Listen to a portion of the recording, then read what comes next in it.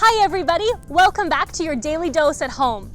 My name is Lauren and I'm part of the visitor engagement team here at the Calgary Zoo.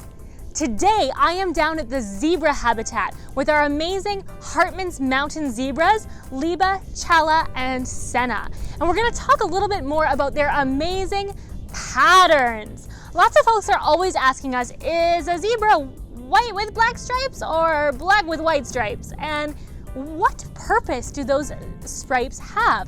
So today we're going to explore a little bit more about that. Now, zebras, for once and for all, are actually a brown-black animal with white stripes. There we go, there we have it. But why do they have those? Zebras are actually camouflaged. But when you look at them, you go, hang on a second, that's pretty obvious. I can see that zebra. But they're not camouflaged for you and me. They're camouflaged for their predators. And they can use some really interesting forms of camouflage.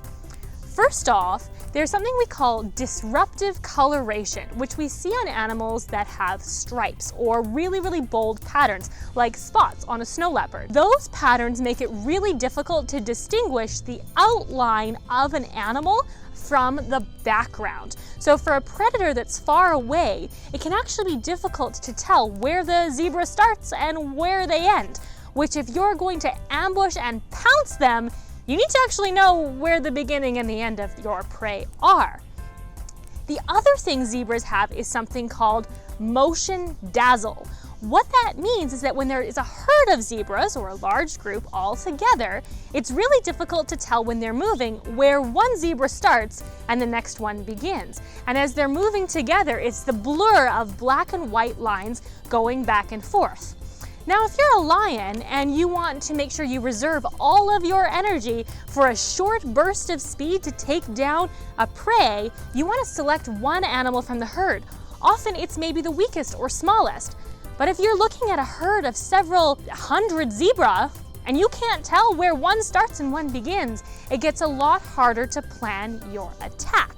There are other kinds of black and white animals in our world that have really interesting forms of camouflage where we wouldn't really think that they're camouflaged just looking at them. My favorite example are penguins. Yes, that's right, penguins are a black and white camouflaged animal. They use something amazing called counter shading, where their back is black and their belly is white. Now, when they're standing on the beach, they don't look that camouflaged. But picture them in the water. If you're a predator and you're looking at a penguin from below, all you see is that white belly against the sunlight streaming down from above, and the white belly actually blends in. Same thing if a penguin is below you in the water column and you're looking down at them. The black of their back blends in against the darkness of the ocean. So it's a really interesting form of camouflage. All around the world, we have really interesting black and white animals that are using their coloration for camouflage or for communication, like we mentioned with the porcupines.